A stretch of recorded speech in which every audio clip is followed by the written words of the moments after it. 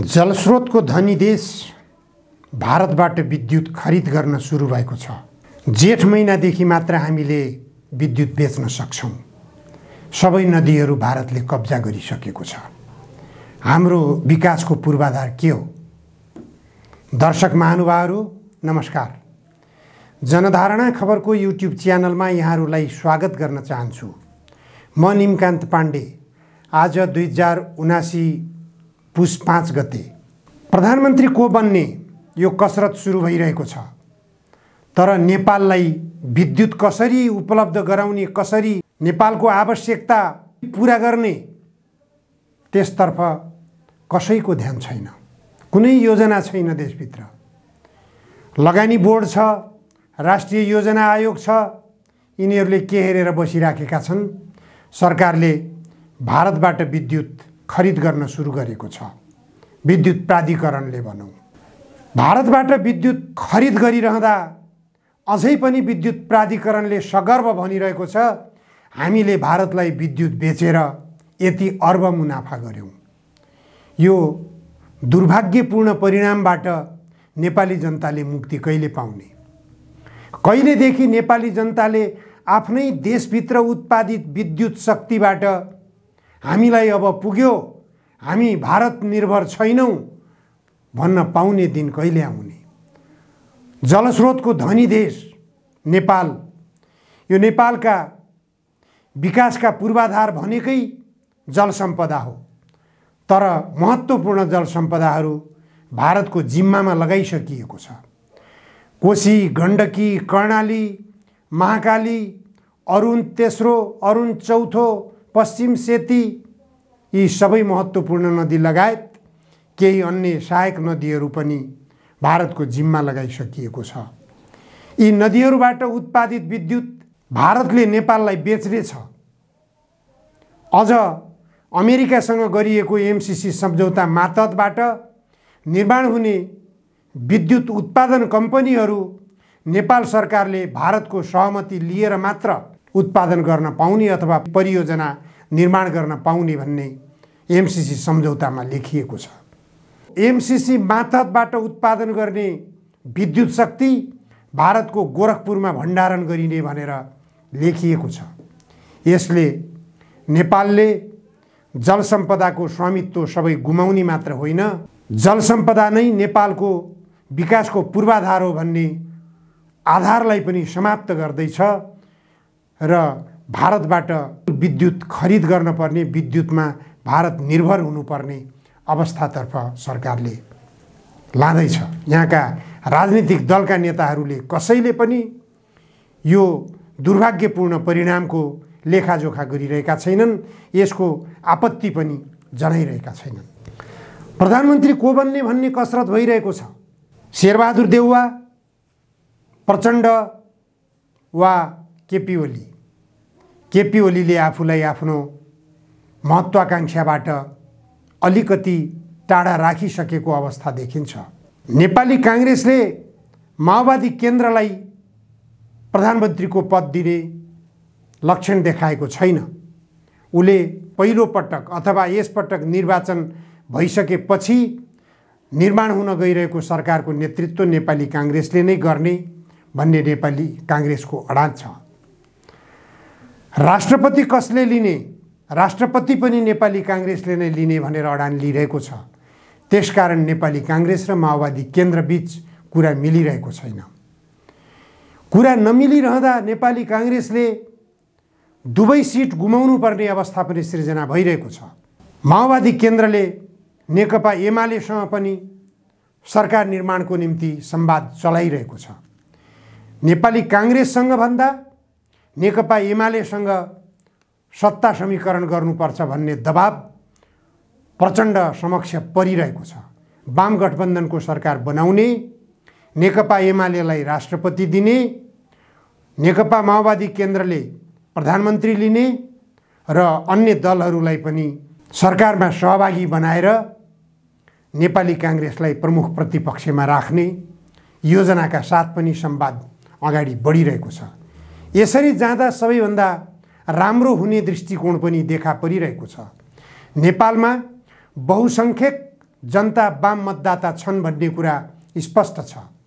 वाम मतदाताहरूले वाम राजनीतिक दलहरूकै गठबन्धनको सरकार बनोस् भन्ने चाहना राख्नु स्वाभाविक हो। वाम गठबन्धनको सरकार बनिसकेपछि त्यो वाम गठबन्धनको सरकारले गर्नुपर्ने काम के हो?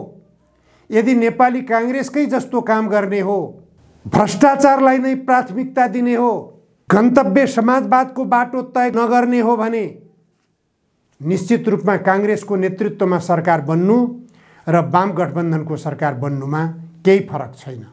भ्रष्टाचार सबैभन्दा देशको शत्रु बनिरहेको छ। विकासको शत्रु, जनताको शत्रु, हरेक क्षेत्रको शत्रु नै भ्रष्टाचार बनिरहेको छ। भ्रष्टाचारलाई कसरी उन्मूलन गर्ने, यो सवालमा वामपन्थी राजनीतिक दलहरूले राम्रोसँग सहमति बनाएर अगाडि बढ्ने र संविधानलाई अक्षरशः कार्यान्वयन गर्ने सोचका साथ अगाडि बढ्ने हो भने भ्रष्टाचारलाई निर्मूल गर्न सकिन्छ। लामो समयदेखि प्रचण्ड भ्रष्टाचारको सवालमा आलोचित हुनुहुन्छ। केपी ओली पनि भ्रष्टाचारमै आलोचित हुनुहुन्छ। माधव कुमार नेपाल पनि भ्रष्टाचारमै आलोचित हुनुहुन्छ। झलनाथ खनाल र डाक्टर बाबुराम भट्टराई पनि भ्रष्टाचारमै आलोचित हुनुहुन्छ।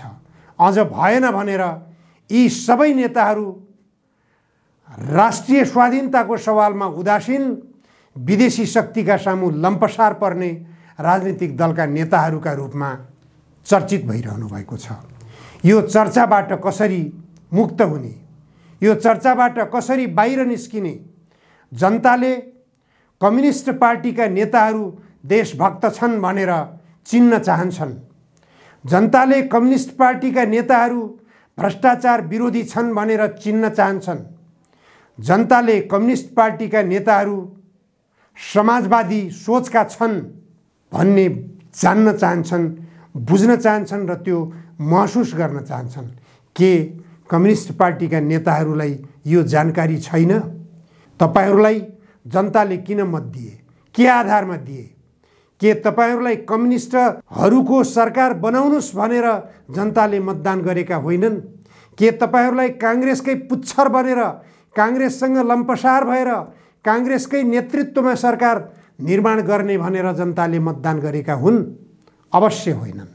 जनताको मत कम्युनिस्ट पार्टीका नेताहरूले पाउनुको अर्थ हो तपाईहरू कम्युनिस्टहरू मिलेर सरकार बनाउनुस्, देशमा समाजवाद लागू गर्नुस्, जनताका छोराछोरीलाई निशुल्क पठन पाठनको व्यवस्था गर्नुस्, जनताका छोराछोरीहरूलाई निशुल्क स्वास्थ्य उपचारको व्यवस्था गर्नुस्, जनताका छोराछोरीहरूलाई देशभित्रै रोजगारी सृजना गर्नुस्, वैदेशिक भूमिमा रोजगारीको निम्ति जानुपर्ने बाध्यात्मक परिस्थितिबाट जनतालाई बाहिर ल्याउनुस्।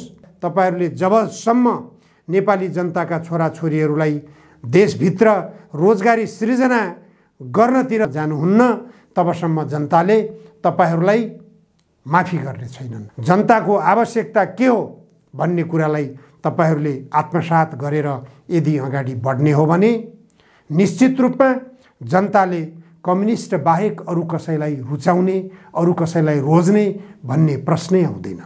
जनताका आवश्यकता, जनताको चाहना गन्तव्य समाजवाद हो।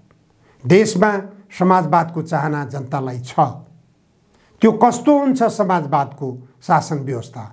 संविधानको प्रस्तावनामा लेखिएको समाजवादलाई पछ्याउन कम्युनिस्ट पार्टीहरूले नै उदासीनता देखाउने हो भने नेपाली कांग्रेसले पछ्याउने कुरा हुँदैन।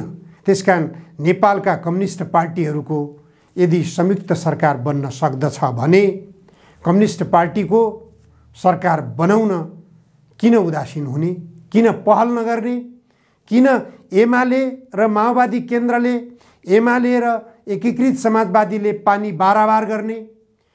तपाईहरूले पानी बाराबार गर्दा लामो समयसम्म नेपाली कांग्रेसले सरकारको नेतृत्व गर्न पाउने सम्भावना बलियो बनेर गइरहेको छ।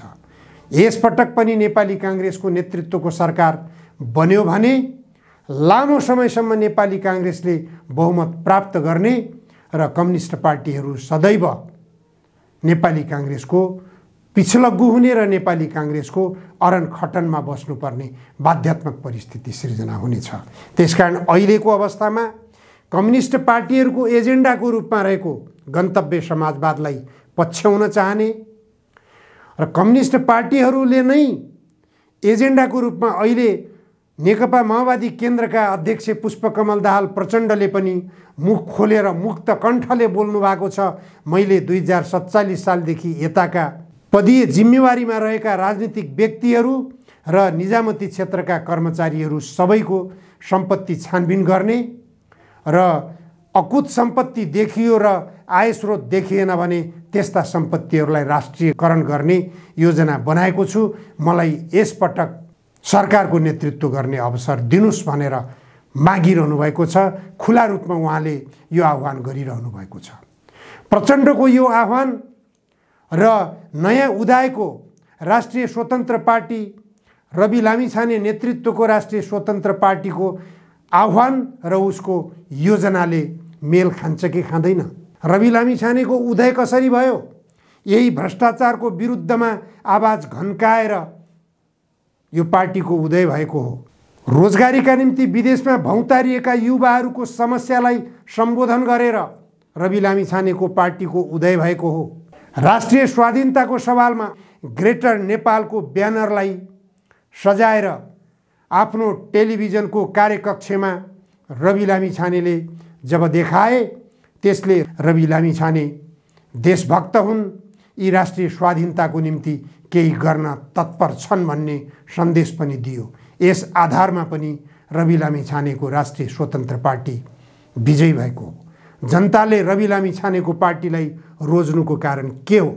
यो रवि लामिछानेले मात्र होइन, रवि लामिछानेलाई अप्रत्याशित रूपमा उदय भएको देख्नेहरूले पनि समीक्षा गर्नुपर्दछ। किन उदायो रवि लामिछाने? किन राखेको थियो उसले ग्रेटर नेपालको ब्यानर? के देखाउनको लागि मात्र? किन बोल्दथ्यो रवि लामिछानेले भ्रष्टाचारको विरुद्धमा? के देखाउनको लागि मात्र? किन बोल्दथ्यो रवि लामिछानेले रोजगारीका निम्ति विदेशमा भौतारिएका युवाहरूको समस्या र उनीहरूको पीडा? के देखाउनको लागि मात्र? अवश्य होइन। रवि लामिछानेले आफै उद्घोष गरेको छ, मेरो परीक्षा अब सुरु भएको छ। हो, वास्तवमा रवि लामिछानेको परीक्षा अब सुरु भएको छ। 10 वर्षसम्म नेकपा माओवादीले जनयुद्ध गर्यो। जनयुद्ध किन गरेको थियो? यिनै रवि लामिछानेले उठाएका एजेन्डाहरू अहिले जो उठाइराखेका छन् रवि लामिछानेले, यिनै एजेन्डाहरूलाई 10 वर्षे जनयुद्धका एजेन्डा बनाइएको होइन र?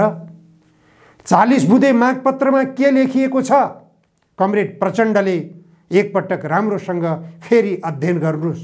40 बुँदे मागपत्रमा के लेखिएको थियो? किन बिर्सनुभयो? तिनै 40 बुँदे मागपत्रमा लेखिएका विषयहरूलाई मात्र सम्बोधन गरेर अगाडि बढ्न यदि तपाईहरू तत्पर हुनुभयो भने कम्युनिस्ट पार्टीको निरन्तर सरकार यो कसैले पनि रोक्न सक्ने छैन।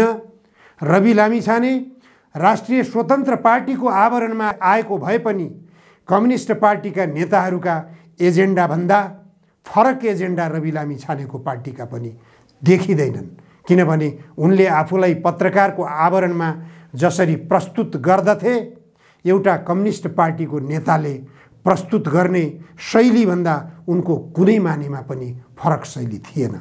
त्यसकारण कम्युनिस्ट पार्टीको नामबाट यदि अगाडि बढ्न सकिँदैन भने पनि भ्रष्टाचार विरुद्धको आवाज उठाउनुहोस्, नाम जेसुकै राख्नुहोस्। रोजगारीका निम्ति विदेशिएका युवाहरूलाई देशभित्र रोजगारी सृजना गर्ने अभियान चलाउनुहोस्, पार्टीको नाम जेसुकै राख्नुहोस्। राष्ट्रिय स्वाधीनताको आवाज उठाउनुहोस्, पार्टीको नाम जेसुकै राख्नुहोस्। जल सम्पदामा नेपालको स्वामित्वलाई महत्त्व दिनुहोस्।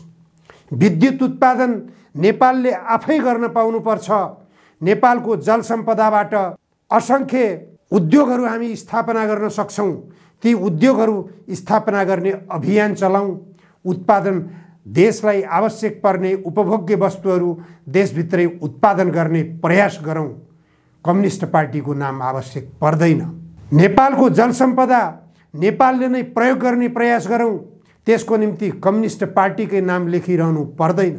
कम्युनिस्ट पार्टीको नाम लेखेर यदि तपाईहरूलाई विदेशी शक्तिले कुनै काम गर्न अवरोध गर्छ भने तपाईहरूलाई विदेशी शक्तिका सामु लम्पसार पर्ने बाध्यता हुन्छ भने हटाउनुस् बरु कम्युनिस्ट पार्टीको नाम, तर काम जनताको पक्षमा गर्नुस्, काम भ्रष्टाचारको विरुद्धमा गर्नुस्, काम देशको हितमा गर्नुस्, काम विदेशीका युवाहरूलाई देशभित्र ल्याउनको निम्ति सङ्कल्पित भएर गर्नुस्। यही सङ्कल्पका साथ नेताहरू सबै एकगठ भएर काम गर्नुभयो भने कम्युनिस्ट पार्टीहरूका छुट्टा छुट्टै चुला चौका गराउनु पर्ने आवश्यकता पनि छैन। यो कम्युनिस्ट नामको मुकुण्डो लगाएर बस्नुपर्ने आवश्यकता पनि हुने छैन। बरु कम्युनिस्ट नामको मुकुण्डो फालिदिनुस्, देशको हितमा र जनताको हितमा काम गर्नुस्। हस्, आजलाई यति मात्र। धन्यवाद, नमस्कार। हरेक मुहारमा मुस्कान छर्दै एनआइसी एसिया, बैंक पनि साथी पनि। NIC Asia.